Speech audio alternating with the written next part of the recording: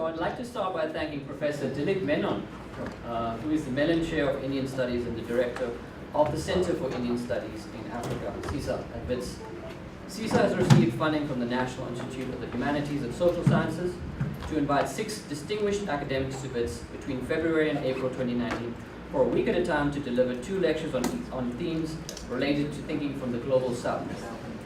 Prof. Van Norden is one of those very distinguished academics, and Prof. Menon has been very gracious in assisting me in bringing him to UJ Philosophy for today's colloquium.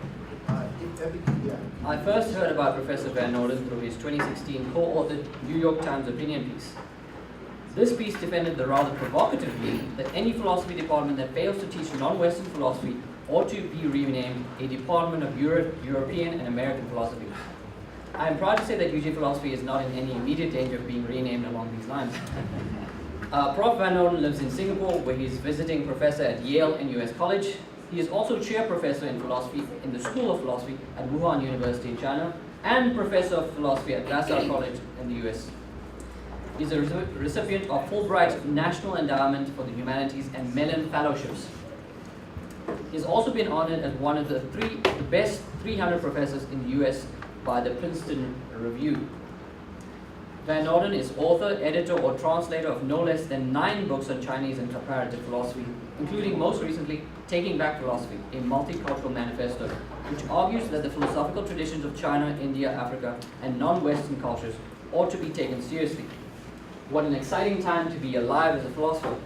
The rich ancient philosophical traditions from outside the Western canon are just beginning to be rediscovered, and their formerly hidden treasures appreciated. Philosophy from Africa has a great part to play in this new renaissance.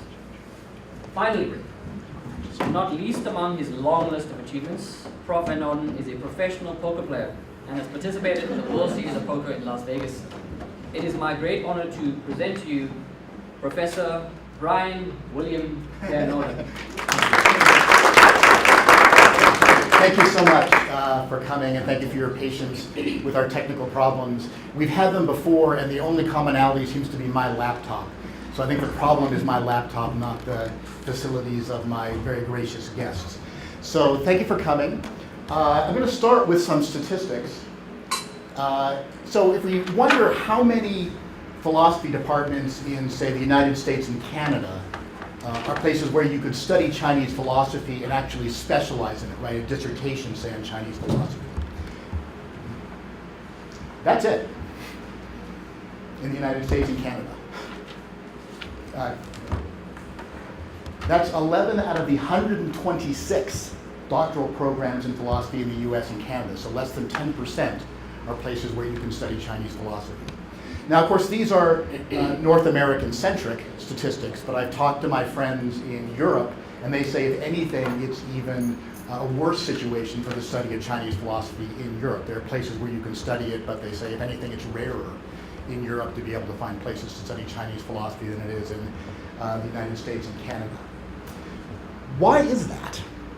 Well, when I ask people why they don't hire someone in Chinese philosophy or why they don't teach Chinese philosophy in their department, I typically get a bunch of arguments, but I don't want to call them arguments, I prefer to call them sophistries, because they're transparently bad arguments. Let's look at some of them. Sophistry 1, people tell me, well, we don't teach Chinese philosophy because there is no such thing as Chinese philosophy. That's a really interesting argument to make, because the fact that they give it shows that they didn't try to find any Chinese philosophy, because here are 2 anthologies of Chinese philosophy. I happen this is in shameless self-promotion, I happen to have co-edited each of these, but this is an anthology of readings in classical Chinese philosophy, that is to say in the period that Confucius and Lao Tzu, the supposed author of the Tao Te Ching, lived. These are readings in later Chinese philosophy up to the beginning of the 20th century. Sure looks like there's Chinese philosophy. But then I get a second sophistry. People say, oh, you don't understand, Bryan. Philosophy refers only to the intellectual tradition that grows out of Plato and Aristotle. And this was the argument given by a conservative journal in response to the editorial that Jay Garfield and I published in the New York Times. And they explained to us, well, philosophy, you see, comes from the Greek philosophia, so you have to be in that intellectual lineage in order to be producing philosophy. Yes, your looks of incredulity are justified. But let's examine why precisely it's a sophistry. One response is that if this argument were sound, if it made sense as an argument to say there's no philosophy outside the Anglo-European tradition because it's not in the line of intellectual descent going back to Plato and Aristotle, by the same reasoning, there would be no geometry outside the West, because the geometry outside the West can't be traced back to Euclid. But there is geometry outside the West. A second response is that if this argument were sound, then rigorously trained philosophers would not recognize any philosophy outside the Anglo-European tradition. But the philosophers who actually bother to look at philosophy outside the Anglo-European tradition do identify it as philosophy. Let's follow up on each of these in a little bit more detail. Now, this is a Pythagorean theorem. That's usually the name we know it under if we're speaking English, and we often learn this in high school. The square of the hypotenuse, the side opposite the right angle, is equal to the sum of the squares of the other two sides. It's attributed to Pythagoras, but the first proof of it in the Western tradition is in Euclid's Elements. So, is geometry purely European? No. This is an independent proof of the so-called Pythagorean theorem from the ancient Chinese Zhou Bi Suan Jing. And Western mathematicians who have studied this proof have said it is a perfectly sound proof, and indeed it is more elegant mathematically than the proof in Euclid, which is sound, but it's a really ugly proof. It's a real, generations of people having to read Euclid's Elements have just pulled their hairs out on the Pythagorean theorem proof in Euclid, but this is a very simple, elegant proof that was independently developed in China. So, you don't need to be philosophy. In order to be philosophy, you don't have to trace your lineage back to Plato and Aristotle, just like you don't have to trace your lineage back to Euclid's Elements in order to be doing geometry. That's simply a bad genealogical argument. The second objection, it turns out that when rigorously trained philosophers do look outside the Anglo-European context, they do recognize what people are doing in China as philosophy.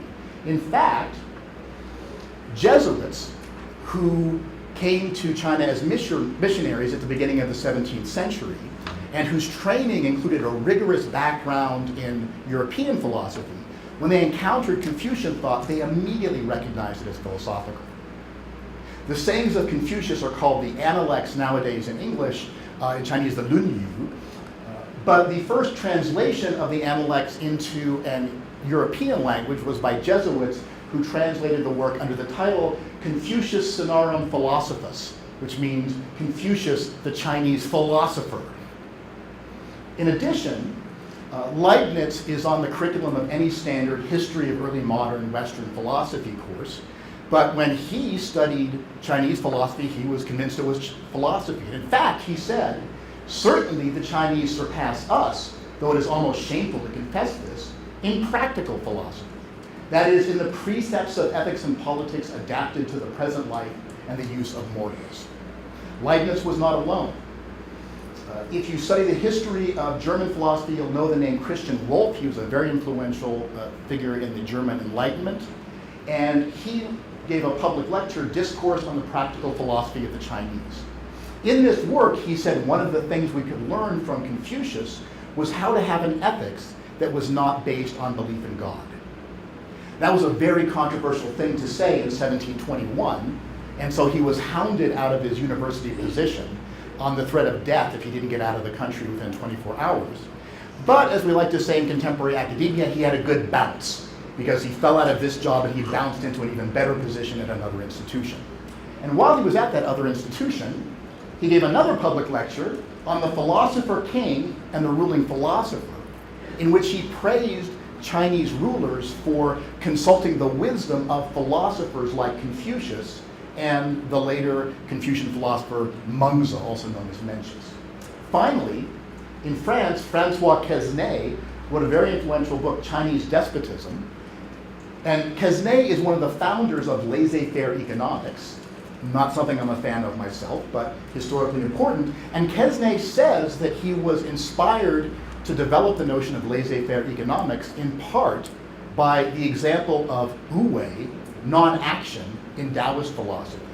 and the example of the sage king Shun, who was said to rule by inaction, that is to say, by not interfering in natural processes. So what happened? When people first encountered Chinese philosophy, they recognized it immediately as philosophical. Why now do most of my philosophical colleagues feel they have to give these sophistical arguments about the non-existence of Chinese philosophy? What happened? My friend Peter K.J. Park has written this great book, which I recommend to all of you, Africa, Asia, and the History of Philosophy, Racism and the Formation of the Philosophical Canon. And he's researched very thoroughly what European textbooks of philosophy say about the origin of philosophy and how that changes over time. And he reports that up until around the time of Kant, there were three major views about the historical source of philosophy. One view was that philosophy originated in India, and from India it came to Greece. A second common view was that philosophy originated in Africa, and from Africa philosophy came to Greece. Now I'm sure you can imagine what the third common view in the textbooks was. The third common view in the textbooks was, well, philosophy developed independently in both India and Africa, and both India and Africa gave it to Greece. It was an extreme minority position to think that philosophy had somehow originated in Greece. But then, Park says, you can trace the point where things start to change. And they started to change with Immanuel Kant and the Kantians. Kant was notoriously racist. And a good source on this is Mark Laramore's article, which I cite here, and from which these quotations come. I'm going to warn you, these are really ugly, unpleasant quotations, but we have to face what happened in the history of philosophy and how Africa and Asia got excluded from the philosophical canon. It's partially the work of Kant and the people who followed him. And Kant said in his lectures on anthropology and geography that the race of the white contains all talents and motives in itself. The Hindus have a strong degree of calm and all look like philosophers. That notwithstanding, they are much inclined to anger and love. They thus are educable in the highest degree, but only to the arts and not to the sciences. They will never achieve abstract concepts. It gets worse. The race of Negroes is full of affect and passion, very lively, chatty, and vain. It can be educated, but only to the education of servants, i.e. they can be trained. The indigenous American people are uneducable, for they lack affect and passion, they are not amorous, and so are not fertile. They speak hardly at all, care for nothing, and are lazy. Kant ranked the Chinese with the Hindus. He said, philosophy is not to be found in the whole Orient. Their teacher Confucius teaches in his writings nothing outside a moral doctrine designed for the princes and offers examples of former Chinese princes. But a concept of virtue and morality never entered the heads of the Chinese. So Kant taught these things, and he was writing in a racist era, but there were different positions he could have chosen to align himself with.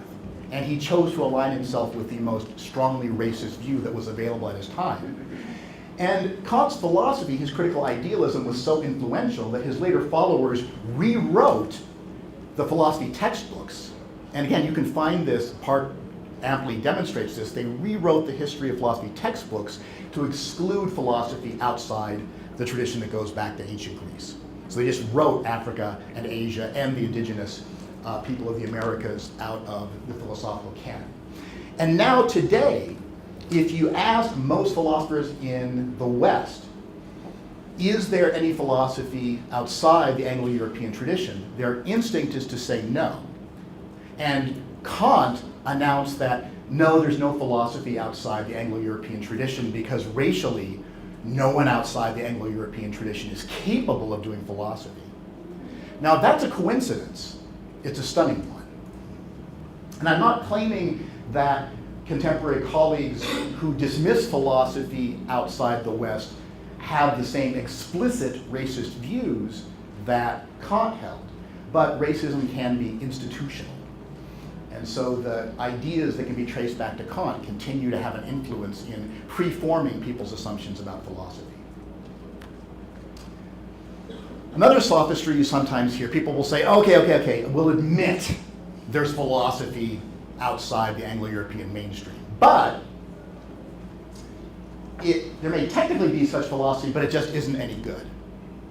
Now, in the Supreme Court decision in the United States ruling that gay marriage was legal, which personally I applaud the decision, but in the majority decision, Justice Kennedy cited Cicero, the Roman philosopher, and Confucius on the centrality of marriage to human life.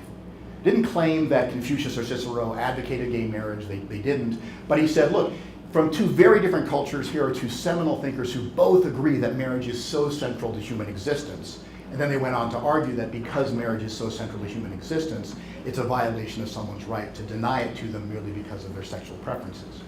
Now, I like that decision, I agree with it, you may not, but what's significant is that Justice Antonin Scalia, in his minority dissenting opinion, said the following: "The Supreme Court of the United States has descended from the disciplined legal reasonings of John Marshall and Joseph Story, famous Supreme Court justices, to the mystical aphorisms of the fortune cookie."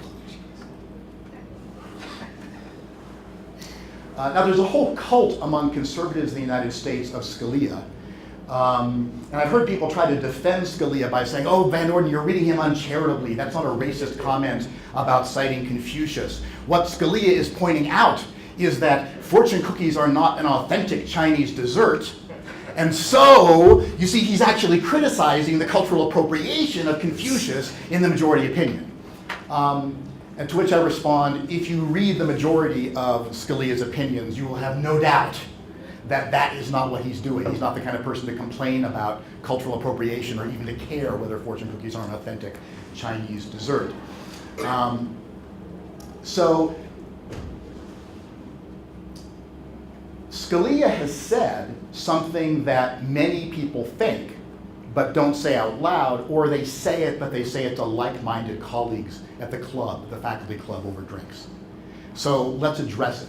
Scalia has brought out into the open a view that we can directly address. So is there any good philosophy in China? Well, let's start with Kongzi. That's the Chinese name of Confucius. Confucius is a Jesuit Latinization of his name. And Confucius was born in a time of civil war and social chaos in China. And so he was trying to figure out, how do we get out of this situation where people are cruel and they're disloyal and they're dishonest and they lack integrity? And his solution was to establish government by virtuous individuals. So in a certain way, it's like Plato's solution to the problem of good government in the West. You need to cultivate virtue in people and make sure the most virtuous people are then the ones who are in positions of power. It's dissimilar from Plato in that Confucius has a different view from Plato about how you cultivate that virtue. Kongzi thought that virtue can be taught by a combination of habituation, which is something that Aristotle says, but Kongzi said it long before Aristotle independently came up with it.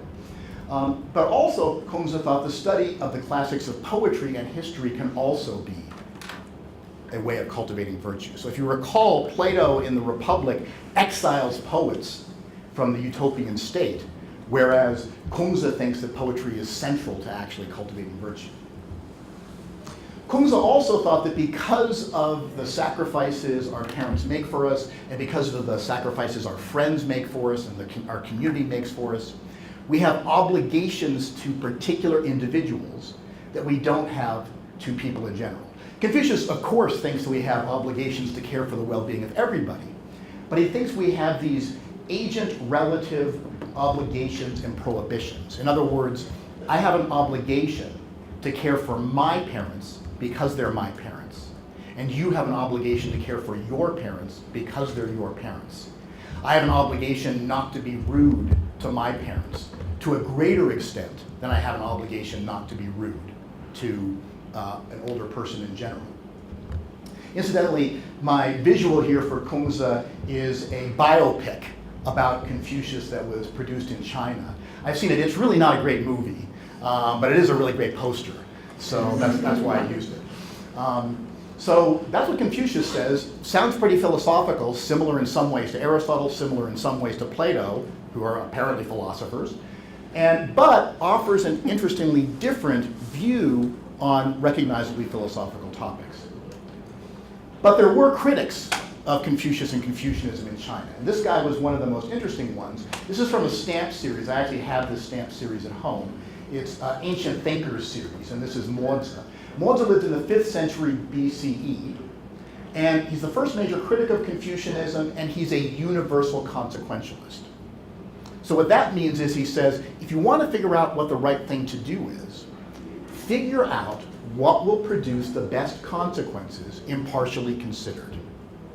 It's a very sensible way of thinking about ethics. You may not agree with it. I'm not a consequentialist, but it's at least a very sensible position to have. And he uses it to critique many Confucian doctrines and practices.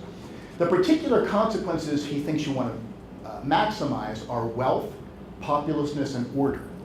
So his position is similar to Western consequentialists like utilitarians, who, for example, in Bentham's formulation, say you should maximize pleasure and minimize pain. But Mozi, sensibly enough, says, well, we should pick things we can actually measure, not things like pleasure and pain, which how are you going to measure those? He says, so pick objective things you can clearly measure. It might seem a little surprising to see populousness on the list, because we often think of China as a country that has an overpopulation problem. But historically, for most of Chinese history, the problem has been underpopulation. It wasn't until the so-called Rice Revolution of the Song Dynasty, beginning around the 10th century, that it became possible to support a very large population. So in Mozi's era, because of the civil wars and the social chaos, people were trying to increase the population because land that was fertile was not being plowed, because you just didn't have people to do it. Now, on the basis of this universal consequentialist view, he advocated, or as a foundation for it, he advocated impartial caring, jian'ai. And precisely what that means is there are no agent-relative prohibitions or obligations. So to understand the relevance of the debate between Mozi and Kongzi, I spend a lot of money on my kids. And I don't mind doing that because I love them, and I think that my love for them is ethically justified, that I'm their dad. I should spend more resources on them. I do also donate to charities that help people in general, but in fairness, my kids are kind of lucky. They have kind of good lives overall. And much of the money that I spent on my kids, I could have a more powerful effect in improving society or improving the world in general if I donated it to good charities or to people who needed it more than my kids. A Moist would say, so give the money to the people who need it. A Confucian would say, you have an obligation, Van Norden, you're lucky. You have a lot of opportunities in life, in part because your parents worked hard to give you a bunch of opportunities.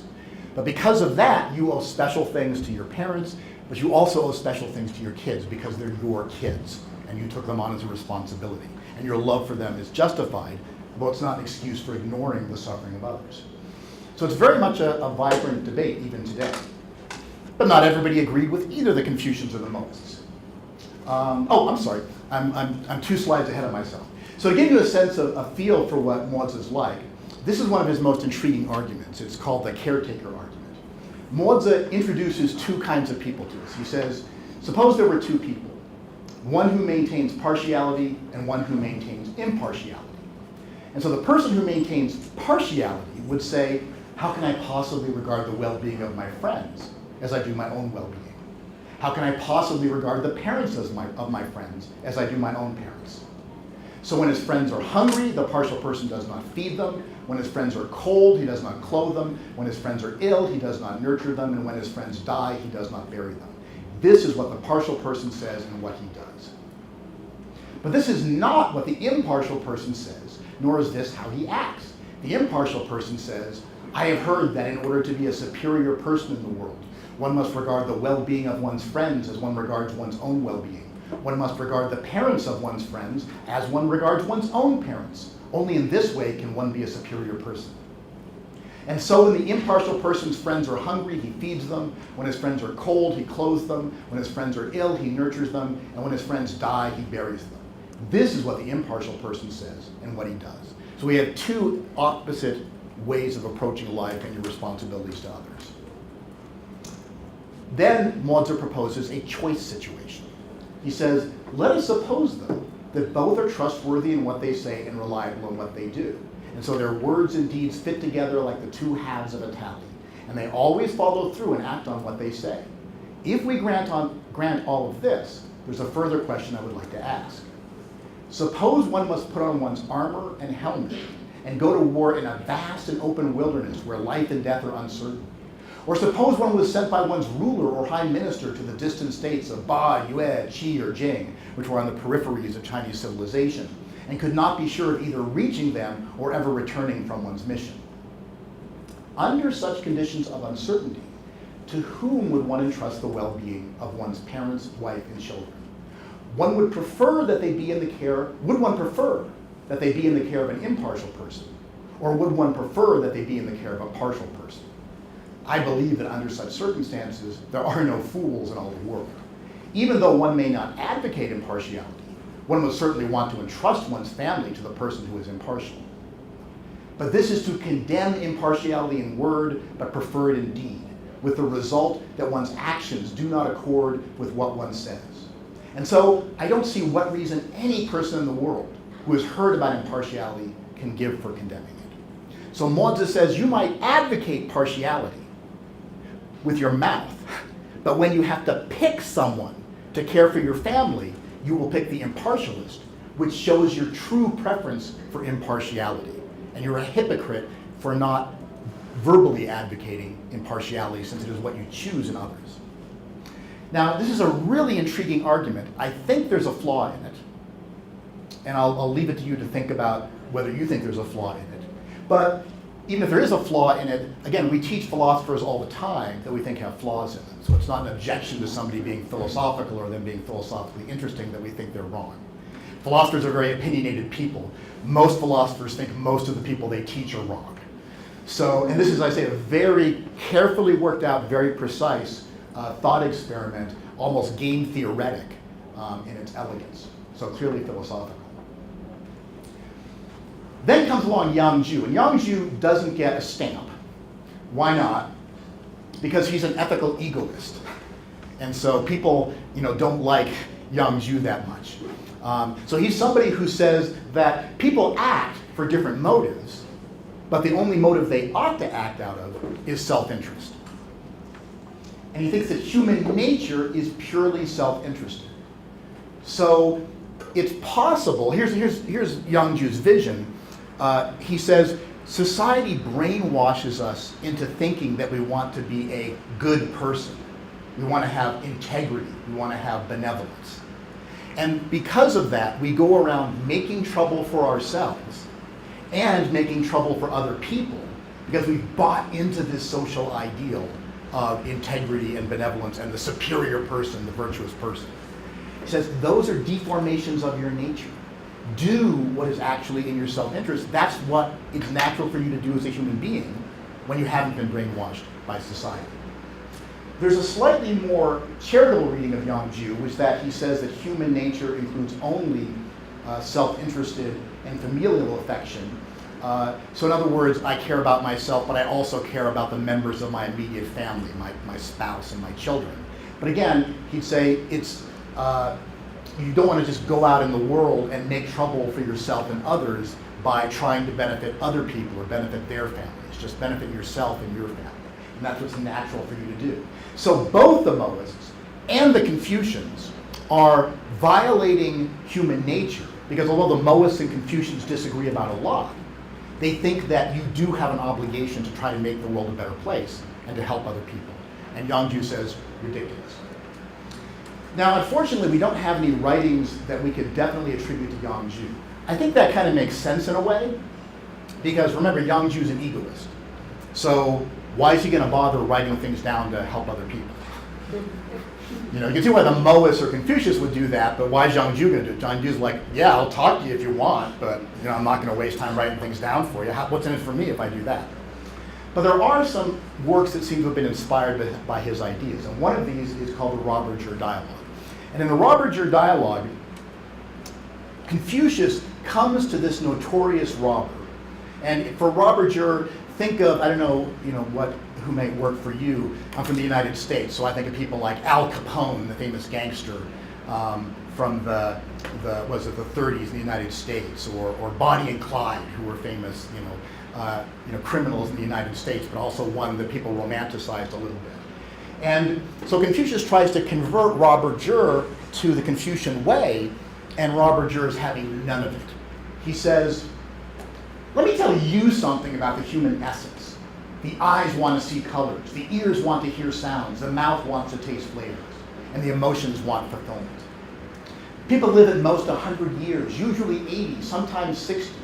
Subtracting time spent recovering from illness, mourning death, and fretting over worries, there are only 4 or 5 days a month people can open their mouth and laugh. Heaven and earth go on forever, but people die when their time comes. Put this perishable good in that eternal space, and its time flashes by like a galloping horse past a crack in the wall. He concludes, if you're not gratifying your wishes and cherishing your days, then you do not understand the way. I reject everything you say. Go home right now without another word. This way of yours is a crazy, fraudulent, vain, empty, and artificial business. It is no way to fulfill your true self. And that last line is very philosophically loaded. Again, he says, you've got a true self. It's different from the self that is warped by social indoctrination. The ethical self is the one that is artificial because it's imposed on you by society. It's empty and it's crazy because you're doing things that are not in your individual self-interest.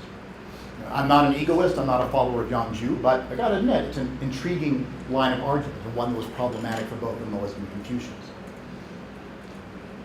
Confucianism might have just been blown away by the Mohist and the Yangist arguments, were it not for this guy, Mengzi, also known by the Latinization of his name, Mencius. And he's a Confucian philosopher, and I would describe him as a virtue ethicist.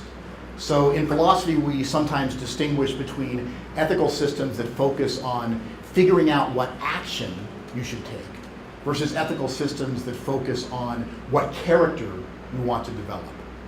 And Mengzi is somebody who's more focused on what character you want to develop. He thinks flowing from that character, you will do the right actions. But he thinks the emphasis should be on cultivating the character. His cardinal virtues, the virtues that he thinks are most important, are benevolence, righteousness, which you can think of as kind of like integrity, wisdom, and propriety. And virtue ethics is a major movement in Anglo-European thought. It goes back to Plato and Aristotle. But Mengzi, we see, has a different conception of the virtues from Aristotle or Plato, so he gives us an alternative conception of virtue ethics. And he also has a different conception of human nature, because he argued that human nature is good in the sense of having innate but incipient dispositions towards virtue. So by nature, humans have these dispositions towards virtuous perception and feeling and action, but he said they're, using an agricultural metaphor, he said they're like sprouts. You're only born with the sprouts, not the full-blown virtue. You have to cultivate the virtues. Now, why should we believe that's true? Why should we believe we have these innate sprouts of virtue?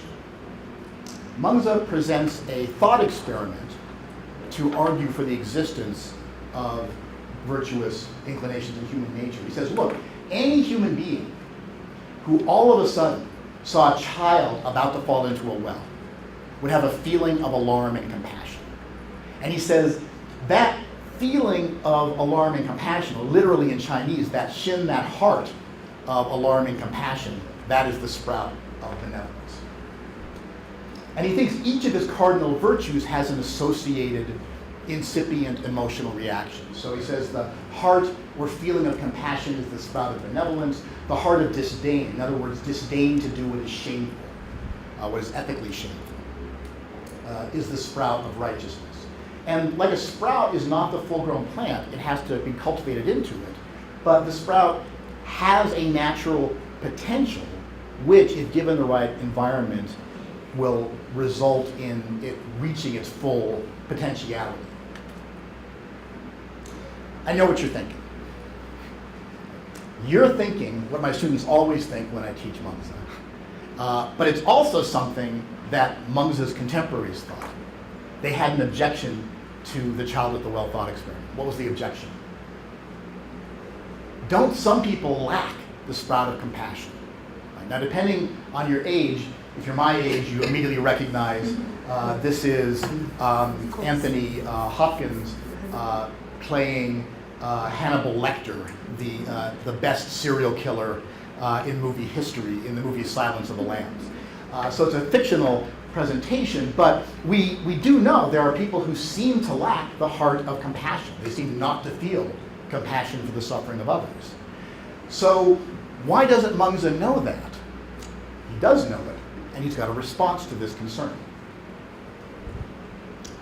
His response is the story of Ox Mountain and the Ox Mountain metaphor. He says the trees of Ox Mountain were once beautiful, but because it bordered on a large state, hatchets and axes besieged it. Could it remain verdant?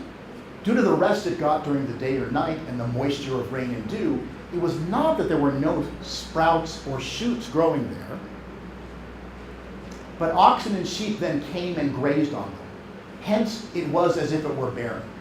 People seeing it barren believed that there had never been any timber there.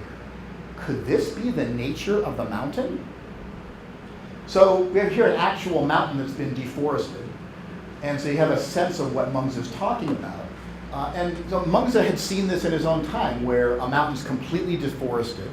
And you look at it, and after a while, you might think, this is the nature of the mountain. This mountain's always been this way. But Mengzi says, no, it's bad environmental conditions that have made it this way. It's not the underlying nature of the mountain. The nature of the mountain is to be like, looks up here, which is to have these beautiful trees.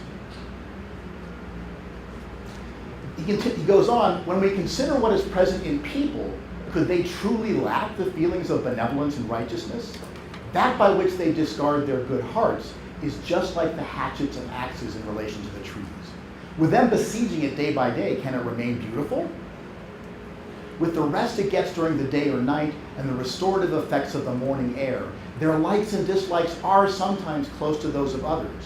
But then what they do during the day again fetters and destroys it. Others see that such a person is an animal and think that there was never any capacity there. Is this what a human truly is? Hence, if it merely gets nourishment, there's nothing that will not grow. If it merely loses its nourishment, there is nothing that will not vanish. So Mengzi says, yes, there are people like Hannibal Lecter, there are serial killers, sociopaths. But he claims that's the result of a bad environment, not what their nature is as a human being. And indeed, we tend to regard people like sociopaths as in some way inhuman. And that's literally what Mengzi would say. Is in a sense, they look like human, but if you don't have compassion for other humans, that's the defining characteristic of being a human. So a serial killer is best understood as similar to a mountain that has been deforested, so that what appears to be its original nature, if you just look at it, is not its real nature for the kind of thing it is. Well, Mengzi was a fascinating, brilliant philosopher, but he did have his critics. And one of the most brilliant critics and one of the most brilliant philosophers in the entire Chinese tradition is the Daoist Zhuangzi. He's a Daoist philosopher, and his writings are in a variety of genres, including dialogues, poetry, narrative, brief philosophical essays. Students generally fall in love with Zhuangzi, so pick up some Zhuangzi, you'll love it. Almost everybody loves Zhuangzi. And interesting thing about him is he presents arguments for skepticism, the claim that you can't know what the truth is, relativism, the claim that truth depends on a perspective, and pluralism, the view that there are a variety of different ways in which one can fulfill one's nature. And notice these are not obviously consistent positions. So I often wonder, are Zhuangzi's arguments ultimately therapeutic rather than systematic? In other words, does Zhuangzi want us to accept his arguments, or does he want us to think through his arguments to change the way we perceive the world and the way we think, but not become wedded to any of his particular conclusions? So that's part of what's distinctive about my own reading of Zhuangzi. And a really neat thing about Zhuangzi is that he never mentions Mengzi, but clearly he is critiquing Mengzi in many passages. And a lot of people miss this, but it's kind of obvious when you start to see it. So Zhuangzi says, the sprouts of benevolence and righteousness and the pathways of right and wrong are all snarled and jumbled. You'd be amazed how few translations get this line right. Why? I said everybody loves Zhuangzi, pretty much true, but some people really love Zhuangzi, and then they only read Zhuangzi, and then they don't read Mengzi. So they struggle with the original Chinese of this line. They're like, what does the word duan mean in this context? Duan of run and eat your duan, what does that mean exactly? Then there are people who read Mengzi, and if they really, really love Mengzi, they usually don't like Zhuangzi because these are opposed philosophies, and so they never bother to translate it, so they don't catch this either. Then there's a handful of people like me who enjoy reading them both, and we're like, it's really clear what that is. It's a reference to Mengzi. He's saying that Mengzi, you say we're supposed to cultivate our sprouts of virtue. How do you know that a sprout of righteousness isn't really a sprout of self-righteousness? How do you know that what you think is a sprout of compassion is really a sprout of condescension? And to illustrate this, I took this picture. I went on a vacation in Indonesia, and I took a guided tour of a swamp. And they kept pointing things out to me in the swamp, and I'm a kid from the suburbs, so I couldn't, it was all just tangled me. I'm like, I don't know what I'm looking at. And in this particular one, they kept saying like, oh good, there's a snake, look at the snake, it's really cool. And I'm like, I don't see it. Like, no, there, over, you see the snake, you see a snake? And after a while I just said, oh yeah, I see the snake. I couldn't see the snake. But I did take a picture, and I took it back to my room, and I put it on my computer, blew it up really big, and there's the snake. If you look really carefully, there's a branch, but if you look really carefully, there's something coiled around the branch, and that's the snake. And so when you're trying to find the sprouts of goodness, how do you know that you found them instead of a weed?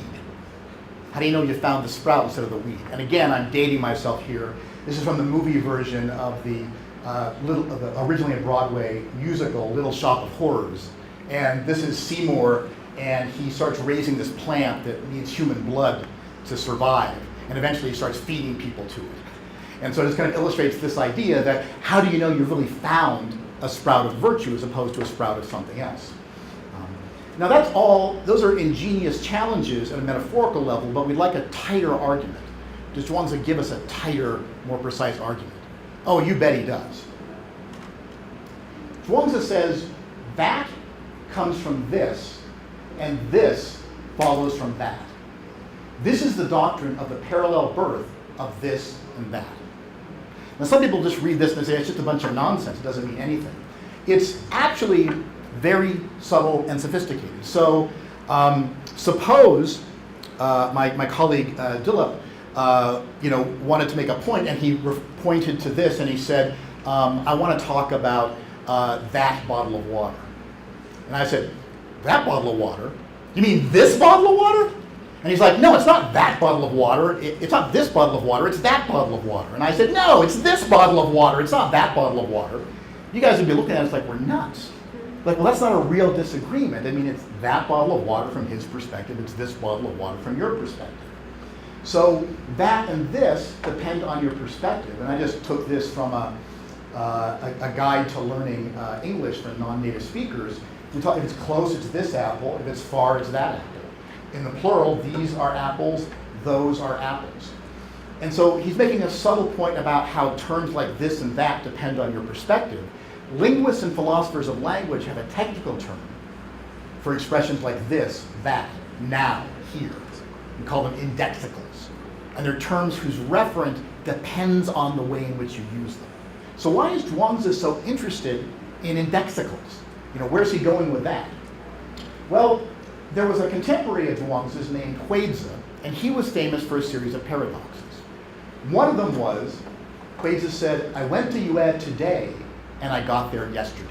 Yue is a state in the far south of China. And all these paradoxes, Huizi said, they're true. So how can it be true that Huizi, or anybody for that matter, went to Yue today and got there yesterday? Well,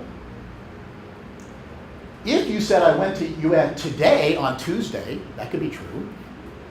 And then you arrive in Yue on Wednesday, And then when you say, I got there yesterday, if you say that on Thursday, that's going to be true. So one way of interpreting this is Huizi is playing on these indexicals. He's reminding us that so many of our terms depend for their reference on the context in which you use them. Why does that end up being so important? Zhuangzi writes, if a made-up mind counts as a teacher, then who doesn't have a teacher? But to have right and wrong before you've made up your mind, that's like leaving for Yue today and getting there yesterday. So in other words, what if right and wrong function like this and that? In order to be used, they have to be used from a perspective. But then there's no point in arguing about the right or the wrong way to use terms like right and wrong, because what if they're indexical, just like here and there, or today and yesterday? And this is exactly the point that Zhuangzi makes in another passage. He says, what is this is also that. So Dilip and I are arguing over whether it's this bottle or that bottle. And what is that is also that, this.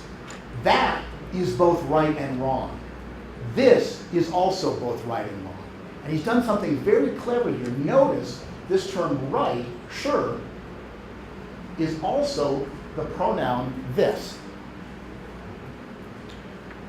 In other words, we can use this same word in classical Chinese, sure.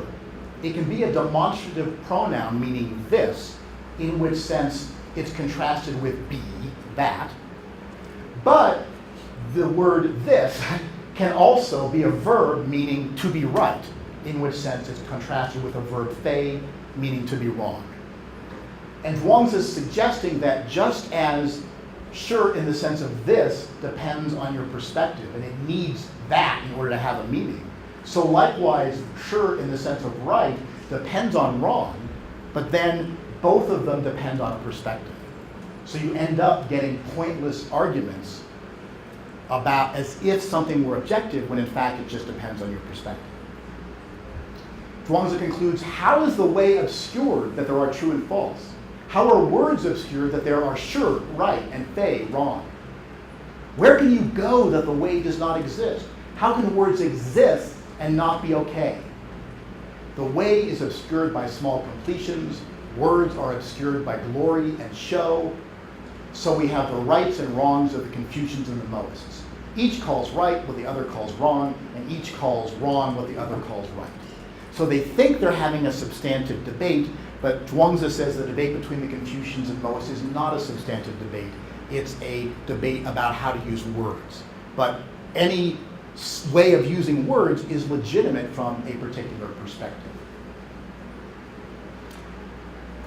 Really clever argument. But then Zhuangzi gives us an argument that undermines all arguments. So Zhuangzi gives us arguments, but then he also gives us this regress argument, which is designed to undermine all arguments. He says, once you and I have started arguing, if you win and I lose, then are you really right and am I really wrong? If I win and you lose, then am I really right and are you really wrong? Now, what does win and lose mean here? Zhuangzi doesn't define them, but I think that's actually a strength of the argument. He says, you define winning an argument any way you want. Maybe you think if we're arguing today and I convince everybody in the audience, that's winning. And if my opponent convinces everybody or the majority of people in the audience, that's winning. Or maybe you think winning means satisfying some set of theoretical desiderata. Some rational set of criteria that you're supposed to meet. Does the fact that you have won in any sense prove that you're right? We can't think that because we all know of cases in which somebody wins an argument and we think, well, yeah, they won the argument, but they're wrong. The other person, they won because the other person wasn't quick enough on their feet, or they didn't apply the rational standards in the right way. So there's always cases in which we've seen arguments that we win and then later we realize we're wrong, or we lose and it doesn't change our confidence that we're right. But then what else do we have to go on rationally except the belief that some people win arguments? And now we've seen that isn't necessarily connected to being right. Zhuangzi says, well, maybe there's a way out of this. He says, well, is one of us right and the other one wrong? Or are both of us right? Or both of us wrong? And this is actually very precise. There's a thing in Indian philosophy, the Katsukati, which is, it says for any propositions P and Q, there are really four possibilities. The possibility that P is true and Q is false, or P is false and Q is true, which are the obvious ones, or maybe P and Q are both true, or maybe P and Q are both false. And so Zhuangzi says, well, again, we can't tell from the fact that somebody won that it's possible one of us won, but we're both right, or it's possible one of us won the argument and we're both wrong. Well, if you and I can't understand one another, then other people will certainly be even more in the dark. Whom should we get to set us right? Should we get someone who agrees with you to set us right? But if they already agree with you, how can they set us right? Shall we get someone who agrees with me to set us right? But if they already agree with me, how can they set us right? Shall we get someone who disagrees with both of us to set us right? But if they already disagree with both of us, how can they set us right? Shall we get someone who agrees with both of us to set us right? But if they already agree with both of us, how can they set us right? If you and I and they all can't understand each other, should we wait for someone else? It's a really powerful argument against trusting rational arguments to get you to the truth. But the thing that's going to occur to you almost immediately, if it hasn't already, is, wait a second, Zhuangzi, you just gave me an argument that I can't trust arguments. Doesn't that undermine even itself as an argument? There's two possibilities here. One possibility is Zhuangzi, who seems so brilliant in other ways, is just too stupid to see this. I don't think he is. I think he sees it very clearly. And that's why I think ultimately Zhuangzi's arguments are therapeutic. A lot of people fall in love with Zhuangzi for a variety of reasons. Recently, a lot of people who fall in love with Zhuangzi, it's because they read his relativist arguments, like his arguments about sure and fei and how right and wrong are really just indexical. They're relative to the perspective of the person using that language. And they're like, aha, I've got it. Relativism is the one truth. It's the one absolute truth, relativism, and this is why I'm enlightened, because I understand relativism and these ignorant people don't understand relativism the way I do. I think Zhuangzi would say, I'm glad you thought your way through my argument, but now you've become just like the Confucians and Daoists in feeling like you know the truth. And so then he gives you an argument that undermines all arguments, and he realizes full well, yes, if the argument works, you can't trust this argument either. So where does that leave us? Maybe we should stay silent. If all arguments are undermined, if all use of language is undermined, maybe we should stop talking. Not what he says. In one of my favorite passages in the Zhuangzi, and one of my favorite passages in world philosophy, he says, a trap is for fish. When you've got the fish, you can forget the trap. A snare is for rabbits. When you've got the rabbit, you can forget the snare. Words are for meaning. Once you've got the meaning, you can forget the words. Where can I find someone who's forgotten words so that I can have a word with them? So he says the solution isn't to stop talking. It's to realize that words are just tools for getting something beyond the words. And so you can't take the words too seriously, but that doesn't mean you can't use the words for some useful purpose. If you know Indian philosophy, I think this is a lot like Nagarjuna's doctrine of the emptiness of emptiness. Nagarjuna, the Buddhist philosopher, says, everything's empty, including my argument about emptiness. And he just embraces that wholeheartedly. Now you might look at this and say, well, see, this is why I don't take that Chinese philosophy seriously, these weird, goofy ideas about transcending language and stuff. How could any serious philosopher think that you should transcend language? The Tractatus Logico Philosophicus is one of the great philosophical classics of 20th century Anglo-European thought. And no one would think you were wasting your time in Anglo-European philosophy if you devoted your entire career to studying it. I have a colleague who basically is an expert on the Tractatus. That's his thing. And in the Tractatus, Wittgenstein gives an account of the meaning of language. And if you're following what he's saying really carefully, as you get towards the end of the book, you start to realize, wait a second, given the account of meaning you've given in this book, your book isn't meaningful. Because you're doing something you say in the book can't be done. And Wittgenstein, at the end of the book, says, my propositions serve as elucidations in the following way. Anyone who understands me eventually recognizes them as nonsensical, when he has used them as steps to climb beyond them. He must, so to speak, throw away the ladder after he has climbed up it. Once you've caught the rabbit, you don't need the rabbit snare anymore. Once you've climbed up to the high place, you no longer need the ladder that got you there. So what should we do? Whereof we cannot speak, thereof one must be silent. Wittgenstein warns us. What a Zhuangzian sentiment for this Anglo-European philosopher. Thank you very much.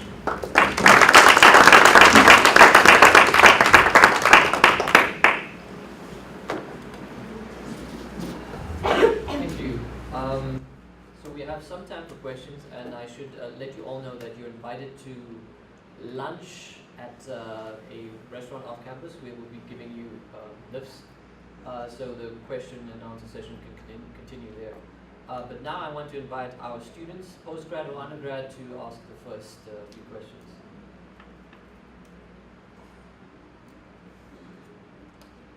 As I tell my students back home, don't be afraid to ask very elementary questions. And so it's because I went through a lot of stuff, so it's very easy to think you went through that too fast, I didn't understand that, could you explain that more clearly? That's perfectly fine. Thank you very much. It's an interesting talk. I have one concern. I think it dovetails with what you dubbed as the first sophistical proposition that you often encounter from your interlocutors. And the question is this: I think there's a myth that identities can be self-manufactured or self-induced. For example, the case of Western philosophy as emanating from the Hellenics or the Greeks, right? There's a view that they developed this thing alone without any external interference. And the minute you then make the claim that, hey, actually the source of emanation, if you follow the trajectory of the corpus itself and of how various Greek philosophers come about to realize the ideas that they do, that they actually study in various areas, Egypt amongst other places. But now the challenge is, the moment one says a statement of that nature, it's as if I'm lapsing into the realm of conspiracy theories. And I think that tends to become the challenge, that we are in a moment where they say that perhaps Greek identity is self-induced, but the minute I then make the claim that perhaps it begins at the level of the Africans, the major philosophers study here, then it's as though one is lapsing into conspiracy. So how does one, the reason why I asked this particular question is because this is a similar challenge we face within African philosophy itself. And I realize these conceptual symmetries between the question of Africa and the question of China itself. So how does one begin to navigate out of that? How does one collapse this gaping suspicion that it's impossible that such things could actually begin in this very continent that we're in? So it tends to be the challenge. I'll even go a step further, right? So for example, in anthropology, they speak about, they prefer many theories about how various hominids ultimately move out of Africa. This out of Africa theory, this monogenetic anthropological paradigm, right? Yeah. So you even look at the arrival of, and it's a radical claim, it's a polemical claim for me to make, the arrival of people in Asia, right? Some argue that those come from here. You even look at the establishment of institutions. I'm about to finish. Right?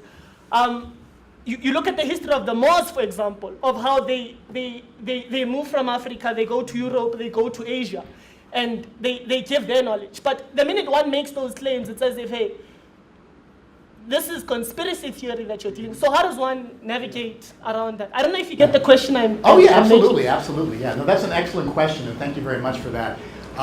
In my recent book, Taking Back Philosophy, a Multicultural Manifesto, many of these points are drawn from that book, and I address just this concern, albeit in a footnote.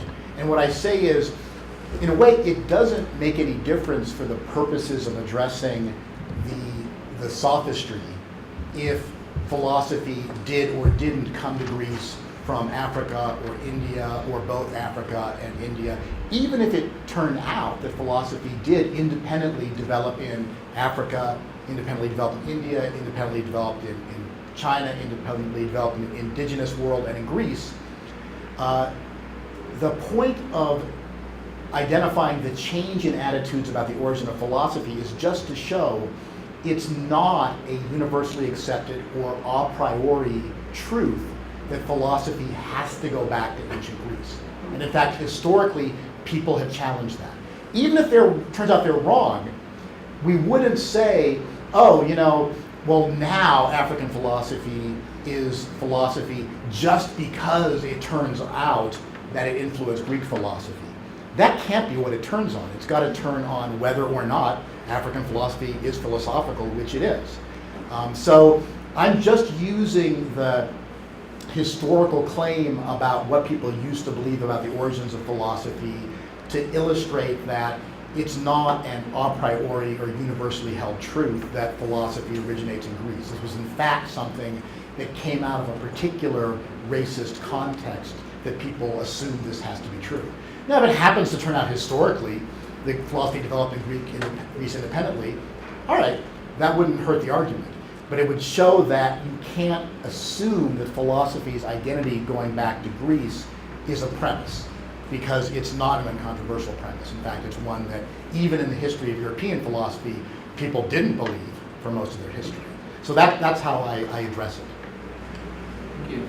So, students, going once, going twice. Go ahead. And then there. I just wanted to ask, and this is more for interest's sake question, is Chinese philosophy taught in Chinese universities? That's an excellent question. And in fact, I got this from a philosophical colleague who challenged me. We got into a bit of a Twitter debate about this. And he phrased it differently. He said, although it's a similar kind of point, he said, well, I mean, come on. Yeah, we don't teach Chinese philosophy in the West, but what do they teach in China? And I said, well, any decent-sized philosophy department teaches both Western philosophy, including analytic and continental, and Chinese philosophy. And then there's also a third division, which is Marxist philosophy. So yeah, they all teach it. And he said, well, how do you know that? And I said, I taught in China. And he said, well, but maybe that's just your limited experience. And so I went to a Chinese colleague who teaches in China, and I said, Liam, could you just confirm for me my intuition that any philosophy department in China, if it's any size, teaches Western philosophy, Chinese philosophy, and Marxism? He's like, yeah, you know that, Bryan. Like, I know that, but I wanted to be able to cite somebody in China. And so then I reported that to this Western philosopher, and he said, well, what's your statistics? It's like, what do you mean, what's my statistics? It's like, everybody knows this. I told you that. It's like asking, what's the primary language of instruction in the United States? It's English. What are your statistics on that? I don't need statistics. I've lived in the United States. Everybody knows that's the primary language of instruction in high schools in the United States is English. So, but so the answer is, yeah, they teach Western philosophy, Chinese philosophy, and Marxism. There are a handful of schools that are so small, they just teach the Marxism. That's a requirement for graduation. You have to take a course in Marxism. So sometimes they just have that, but that's kind of like, it's a service requirement. You have to have somebody to cover that one thing. If you have a philosophy department proper, there's both Chinese philosophy and Western philosophy. I was at a conference in China a few years ago, and it was really interesting. I was the only foreigner there, and it was an interesting experience because clearly the philosophers were in three groups. There was the Marxist philosophers, there was the people doing Chinese philosophy, and then there were the people doing either continental or analytic Western philosophy. And honestly, throughout the conference, they mostly talked past each other. And I asked, one of my Chinese colleagues, I said, well, what's going on? And they said, well, the thing is, the people who do Western philosophy often look down on the study of Chinese philosophy. The people who do Chinese philosophy often look down on the people doing Western philosophy. And to be honest, none of us take the Marxists seriously. And I said this because I was like, and I said, yeah, I know, because we're in this gorgeous conference center, being waited on hand and foot by people refilling our coffee and tea and things. And I'm like, this is the most raging capitalist accumulation of wealth I've ever seen in the world. And these guys are lecturing about Marxist alienation and things. And I'm like, what are they doing here? And my friend said, they're here to preserve the status quo. That's what they're here to do, and that's why everybody's got to take a course in Marxism. So nobody takes them seriously, but they have to be a part of everything. So there's not as much dialogue going on as you'd like, and ironically, I have an ongoing relationship, as Sheila was pointing out, with Wuhan University. They brought me in part because they say, we want somebody who's really conversant with both European, Anglo-European, and Chinese philosophy, so we can bridge the two. And so the irony is, the kid from Latrobe, Pennsylvania, in the United States, is in China trying to bridge the gap between Chinese philosophers who do Chinese thought and look down on philosophers doing Western philosophy, and the Chinese philosophers doing European philosophy who look down on the people doing Chinese philosophy. So it's a politically very complicated situation. But yeah, that's the long-winded answer to a good but short question.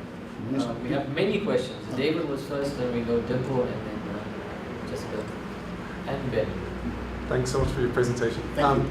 I'm just wondering, if you could tell me, do Chinese virtue philosophers have a similar conception of human flourishing or happiness that they base their virtue ethics on, or just their virtue theory on? What a great incisive question. This is another thing that I think is a really interesting thing we can learn from Chinese virtue ethics. And I often offend Aristotelians when I make this point, but it seems to be true. Again, I love Aristotle as a virtue ethicist too. I teach Aristotle all the time. But I found that if I have colleagues who are Aristotelian virtue ethicists, and I ask them, okay, you study the good life and the virtues, what makes your life worth living? And they'll say, oh yeah, of course I've thought about that. What makes life worth living is theoretical inquiry, which is what I do as a college professor, and also contributing to the good of my community, which are classic Aristotelian answers. And then I say to them, okay, don't you have a family? How do they fit into your conception of human flourishing? And they're kind of taken aback, like, oh yeah, well, them too. Yeah. They've never even really thought about how their family life fits into their conception of human flourishing. And again, it's not that they explicitly have Aristotle's view, I think, in their mind, but what's Aristotle's view? The household is basically a tool for producing philosophers. And so it's instrumentally useful to producing people who can achieve the human good. It's not intrinsically valuable, except insofar as it's part of human community. For Confucians, living in the family is part of human flourishing. At one point, Confucius failed to he did have some official positions, but at a certain point, he was kind of blocked from higher governmental positions because he kept being like, stop overtaxing the peasants, and don't fight wars of conquest. We were like, get out of here. And so he had to retire, but someone said, so why aren't you contributing anything to society, Confucius? And he said, by being a good brother and child, I am contributing something to society. And so I think that's another thing that Confucian virtue ethics can contribute to the dialogue. Okay, so we only have about 3 minutes. Could I ask you I see 3 hands. It was Dimple, no Jessica, and Ben. If you could just ask your question, and maybe we can try to get through it in 2 minutes, but we can continue the conversation over lunch. Thank you very much for your talk. My question is, I just wanted you to, given the current, situation, particularly around the debate of African philosophy, the question is always, what exactly then is African philosophy?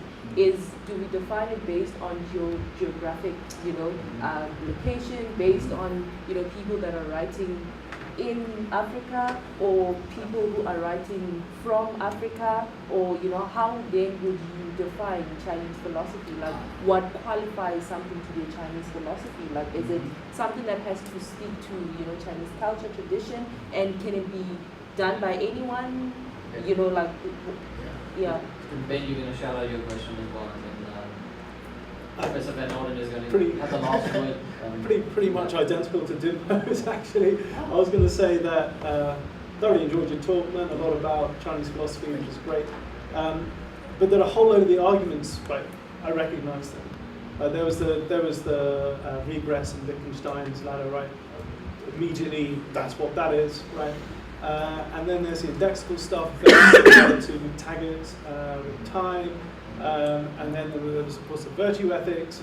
And, I identify with that far more than I do with the continental philosophers, which I don't understand at all what's going on most of the time, right? So those people that say, it's philosophy, right? It's just being done by Chinese people, and actually a long way before. That's what I'd want to say, right? The book should be called Philosophy (brackets) written by people in China. But how does that contrast with potentially African philosophy, Chinese philosophy? Is a Chinese philosophy that is actually distinguishable from Western thought? I suspect not. Yeah, I'll try to give a really quick answer. I mean, two great questions. I'm still learning about African philosophy, so I'm pretty ignorant about it, and I don't want to speak about it out of my ignorance. I've read a few works on it, and what I've read, pick one example, like Zara Jacob. I'm reading this like, well, this is pretty obviously philosophy by any standards, and I've read some contemporary African philosophers, and I said, you guys are clearly doing philosophy. This is not hard to recognize that this person's writing in a philosophical style about philosophical issues, using concepts from an indigenous tradition, but it seems clearly to be philosophy. I don't think there's you're right, there's sometimes an ambiguity about what counts as Chinese philosophy. The Chinese government sometimes cracks down on what they call foreign philosophy, and internal critics of the government in China will sometimes say, well, you're talking about getting rid of foreign philosophy. Marxism is a foreign philosophy. But it's required to be taught in all the schools. So there can be ambiguity, but really, I would love it if we got to the point where we don't have to identify like, oh, well, this is Chinese philosophy or this is African philosophy, because people were engaging in dialogue with these different traditions and studying the works from the different traditions. So in a way, the identification of something as Chinese thought is kind of a tool for getting past the fact that right now people are just dismissing it out of hand. But in the long run, I hope we're in a position someday where Mengzi comes up in philosophical dialogues just as easily as David Hume.